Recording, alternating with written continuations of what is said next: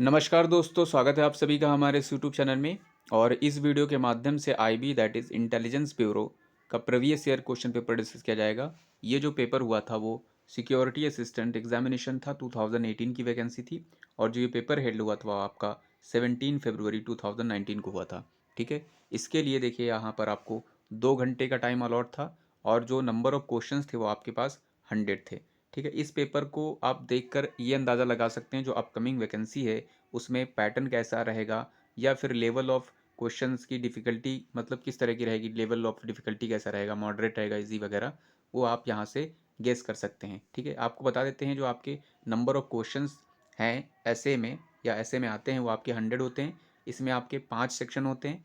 ठीक है, 5 सेक्शन में जो होता है आपका एक सेक्शन जीएस का होता है। जीएस में आपके 20 क्वेश्चन होते हैं, यानी 20 क्वेश्चन। इंग्लिश एक सेक्शन होता है, उसमें भी आपके 20 क्वेश्चन रहेंगे। एक सेक्शन आपका मैथमेटिक्स का होगा, उसमें भी 20 रहेंगे। एक रीजनिंग का सेक्शन होगा, उसमें भी आपके 20 रहेंगे। और जो एक सेक्शन रहेगा वो आपका जीए जनरल अवेयरनेस का रहेगा, उसमें भी आपके 20 क्वेश्चन रहेंगे। तो चलिए, इस वीडियो के माध्यम से हम क्या करने वाले हैं, तो ऐसे का जो यानी सिक्योरिटी असिस्टेंट का जो पेपर हुआ था उसका इंग्लिश सेक्शन यहाँ पर डिस्कस करने वाले हैं। तो चलिए शुरू करते हैं आज का हमारा ये वीडियो।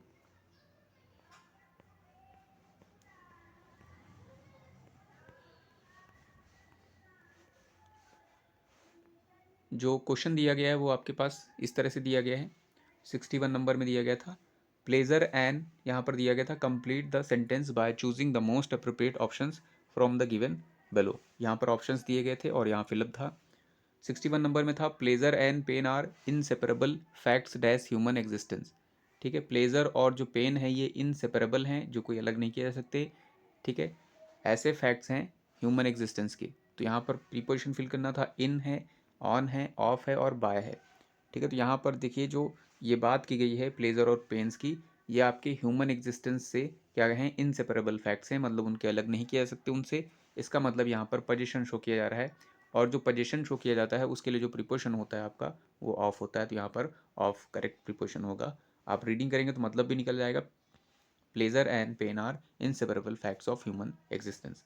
62 नंबर में रखा गया था is there dash fitness centre near your house. यहाँ पर इंटरोगेशन मार्क लगा हुआ है। इज यानी हेल्पिंग वर्ब पहले, इंटरोगेशन मार्क यानी इंटरोगेटिव बनाया गया है। यहाँ पर था फिटनेस, जो आपका नाउन है फिटनेस सेंटर, उससे पहले आपके लिए यहाँ पर आर्टिकल्स फिल करने थे। ठीक है, अब यहाँ पर कौन सा आर्टिकल आएगा, आपको पता है कि आर्टिकल ए और एन जो होता है इंडेफिनिट होता है। ठीक है, उसमें से जो आर्टिकल जो फर्स्ट लेटर ऑफ साउंड होता है किसी भी वर्ड का, अगर जो वो वोवल साउंड होता है तो वहाँ पर एन यूज़ होता है, अगर जो वोवल साउंड नहीं होता है तो वहाँ पर एन यूज़ होता है। द कब यूज़ होता है वो भी आपको पता है, स्पेशल केसेस में यूज़ होता है। एक चीज़ और होती है, जैसे कोई चीज़ आपकी इंट्रो होती है तो पहली बार जब सेंटेंस में इंट्रो होगी तो वहाँ पर आर्टिकल ए और एन में से कोई एक लगेगा। जो दोबारा वो लिखी जाएगी, दोबारा वही चीज़ आएगी तो वहाँ पर आर्टिकल द लगता है। ठीक है, ऐसा इसलिए क्योंकि वो आप उस चीज़ से फेमिलियर हैं, वो आप चीज़ जान चुके हैं। तो उस केस को आप स्पेशल केस कहते थे, तो वहाँ पर आपका यूज़ होता था आर्टिकल द। अब यहाँ पर भी देखिए सेम चीज़ बोली गई है। यहाँ बोला गया is there dash fitness centre near your house. अब यहाँ पर बोला गया है कि जो है क्या यहाँ पर कोई फिटनेस सेंटर है घर, यानी योर यानी तुम्हारे घर के पास। ठीक है, तो जो फिटनेस सेंटर है वो जो पूछ रहा है उसको नहीं पता है, इसका मतलब वो आपका स्पेशल केस नहीं है, तो इसलिए आर्टिकल आपका द यूज़ नहीं होगा। अगर जो आपका द यूज़ नहीं होगा तो आपको ये दोनों चेक करने थे। ये दोनों चेक करने थे, तो ये दोनों का आपको पता है कैसे यूज़ किया जाता है। तो ये जो फिटनेस लिखा हुआ था इसका फर्स्ट साउंड क्या हो रहा है, फा हो रहा है। फा जो है आपका वो वोवल नहीं है, ये आपका कॉन्सोनेंट है, इसलिए आपका जो correct preposition sorry article use होगा वो आपका क्या होगा, आर्टिकल ए यूज़ होगा, यानी is there a fitness centre near your house. 63rd में बताना था ही हैज़ हार्डली रीड बुक। ठीक है, यहाँ पर हार्डली ये जो एडवर्ब है नेगेटिव एडवर्ब है, इसका मतलब ना के बराबर होता है। इसके लिए पहला ऑप्शन था एडजेक्टिव में मैनी, दूसरा ऑल, तीसरा आर्टिकल है वो आपका द है। तो यहाँ पर कौन सा करेक्ट होगा, देखिए जो मैनी लिखा गया है इसके साथ एक खास बात ये होती है, जो जब भी मैनी आपका एडजेक्टिव आता है तो इसके बैक साइड में जो नाउन होता है वो हमेशा प्लूरल होता है, प्लूरल होता है। अब यहाँ पर देखिए बुक रखा गया है, इसका मतलब यहाँ मैनी तो आएगा नहीं क्योंकि यहाँ प्लूरल होता अगर जो मैनी आता तो। ठीक है, वहीं पर ऑल की बात करते तो ऑल के साथ भी सेम चीज़ होती है। ऑल के बाद अगर जो काउंटेबल नाउन आए, ठीक है, तो वो हमेशा प्लूरल होगा। अगर जो सिंगुलर अनकाउंटेबल यानी काउंटेबल अनकाउंटेबल नाउन आएगा तो वो सिंगुलर में होगा। फिर से देख लीजिए, ऑल के बाद अगर जो कोई भी नाउन आएगा तो वो प्लूरल केस में रहेगा। प्लूरल केस में तब रहेगा अगर जो वो नाउन काउंटेबल होता होगा। तो अगर जो ऑल के बाद अनकाउंटेबल नाउन आता है तो वो सिंगुलर केस में ही रहेगा। तो यहाँ पर देखिए ये बुक जो था आपका काउंटेबल होता है, ठीक है, इसलिए आपका ये प्लूरल होता। अगर जो ऑल यूज़ होता तो, इसलिए आपका प्लूरल नहीं है, इसलिए ऑल भी आपका करेक्ट नहीं होगा। देन बचा हुआ है आपका आर्टिकल द है और नन ऑफ दिस है। यहाँ पर आपका फिर द यूज़ हो जाएगा, ठीक है, नन ऑफ दिस यहाँ से रिमूव हो जाएगा, तो करेक्ट ऑप्शन आपका द हो जाएगा। 64th में बोला गया था, dash of pain is real and affects one's body mind and spirit. Experiencing of pain, experience of pain, experienced of pain, none of this. तो यहाँ पर जो करेक्ट ऑप्शन होगा, जो एक्सपीरियंसिंग है ये आपका जेरंड है, मीन्स आईएनजी फॉर्म बनाया गया है। एक्सपीरियंस आपका नाउन है और यहाँ पर जिसकी प्लेसिंग होगी वो आपके नाउन की होगी। जेरंड फॉर्म के नाउन की ज़रूरत नहीं है यहाँ पर। और ये जो एक्सपीरियंस लिखा है ये पार्टिसिपल है आपका, पास्ट पार्टिसिपल, पार्टिसिपल आपका यहाँ नहीं आएगा। जो करेक्ट ऑप्शन होगा वो आपका हो जाएगा experience of pain is real and affects one's body and mind. 65th number में दिया गया था, he drove with dash care and hence, ठीक है, and hence was punished by traffic, sorry, fined by traffic police. ठीक है, तो यहाँ पर उसने ड्राइव किया है कैसे, मच केयर के साथ, लिटिल केयर के साथ, ऑल केयर के साथ, नन केयर के साथ। ठीक है, तो देखिए यहाँ पर क्या था, अगर जो आप ये ऑल तो आपका होगा नहीं, अगर जो आप ये देखें मच देखें और लिटिल देखें तो दोनों में से कौन सा करेक्ट होगा। मच का मतलब होता है बहुत ज़्यादा, अगर जो बहुत ज़्यादा केयर के साथ ड्राइव करता तो जाहिर सी बात है वो फाइन नहीं किया जाता ट्रैफिक पुलिस द्वारा, इसलिए आपका मच नहीं होगा। फिर आपका बचता है लिटिल। लिटिल से देखिए, लिटिल से पहले आपका आर्टिकल ए नहीं आया है। अ लिटिल का मतलब होता है थोड़ा, ध्यान से, थोड़ा मतलब होता है, और अगर जो अ हट जाएगा तो इसका मतलब ना के बराबर।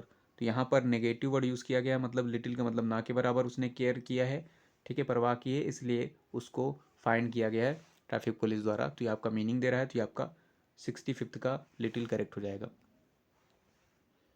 66 में दिया गया था, dash cultural diversity affects tourism, sorry, tourist from all over the world. ठीक है, यहाँ पर था इंडियाज़, दूसरा है इंडिया, तीसरा है दोनों, चौथा है दोनों में से कोई नहीं। तो यहाँ पर देखिए कल्चरल है, डाइवर्सिटी कल्चरल एडजेक्टिव है और डाइवर्सिटी भी आपका नाउन है। ये जो यहाँ पर बता रहा है, यहाँ पर जो आपका आएगा वो पजेसिव केस ऑफ नाउन आएगा। पजेसिव केस ऑफ नाउन आपका फर्स्ट वाला था, सेकंड वाला नहीं था।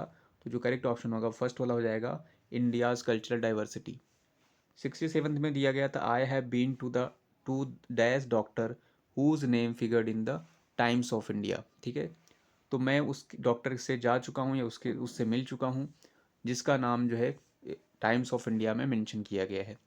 तो यहाँ पर देखिए डॉक्टर से पहले आपके आर्टिकल फिल करने थे, the doctor, an doctor, any doctor.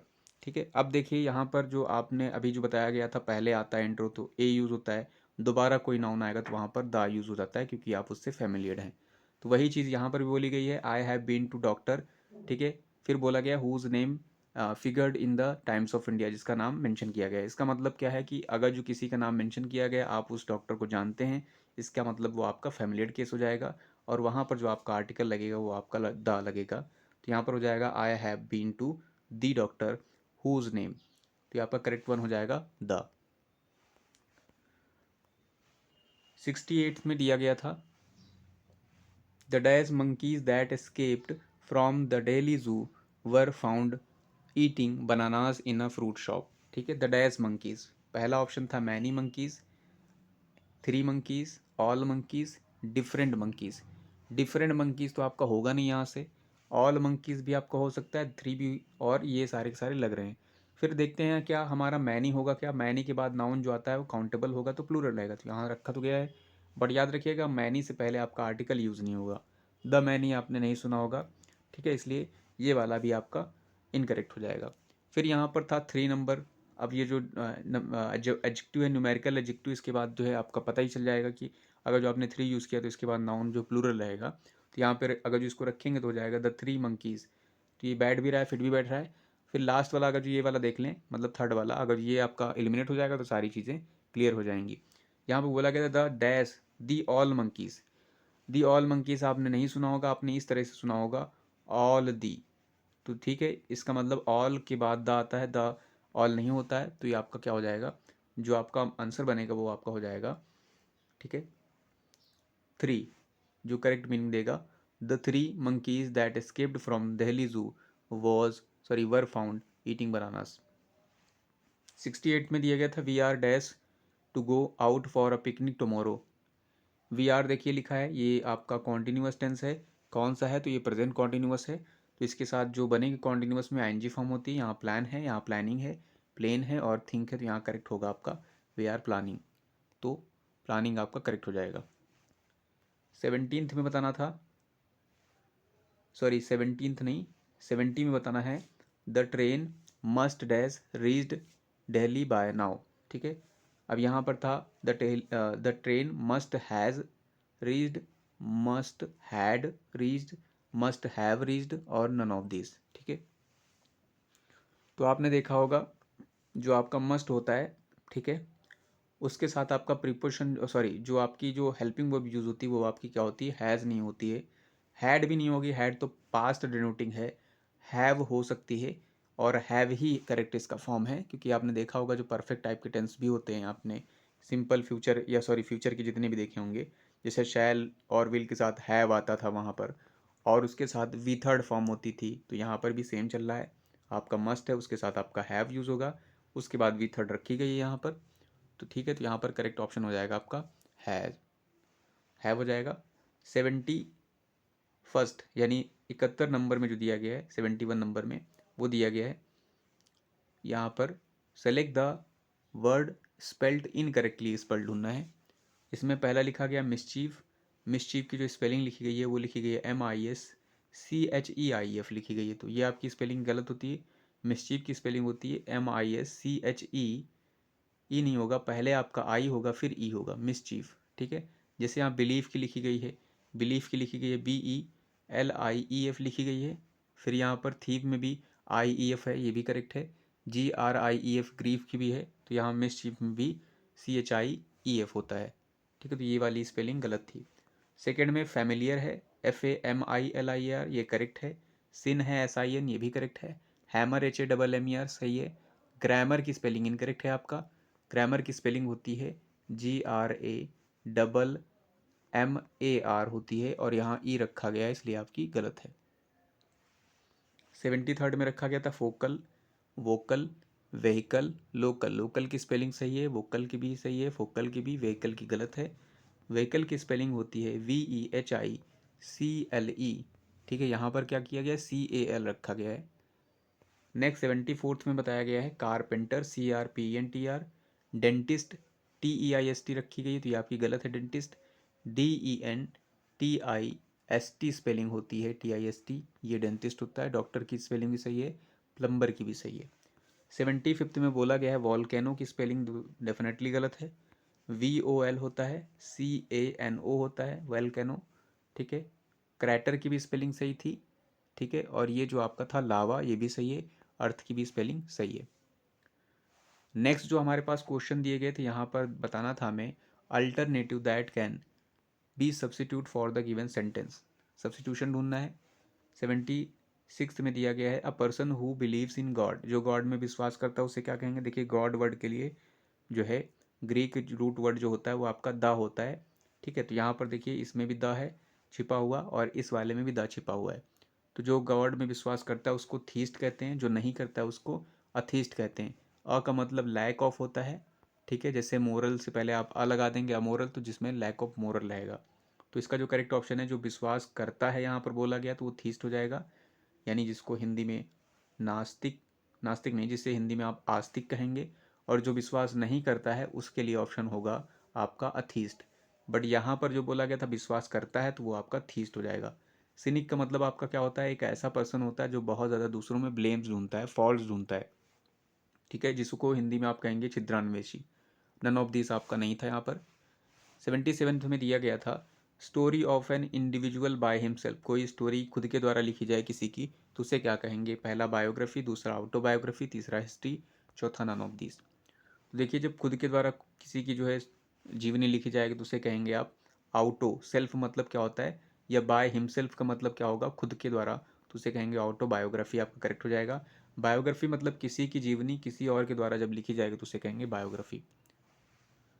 78th में दिया गया था अ बुक और पेपर रिटन इन हैंड, ठीक है, बुक या पेपर जो हैंड द्वारा लिखा गया हो, ठीक है, तो उसे एडिशन कहेंगे।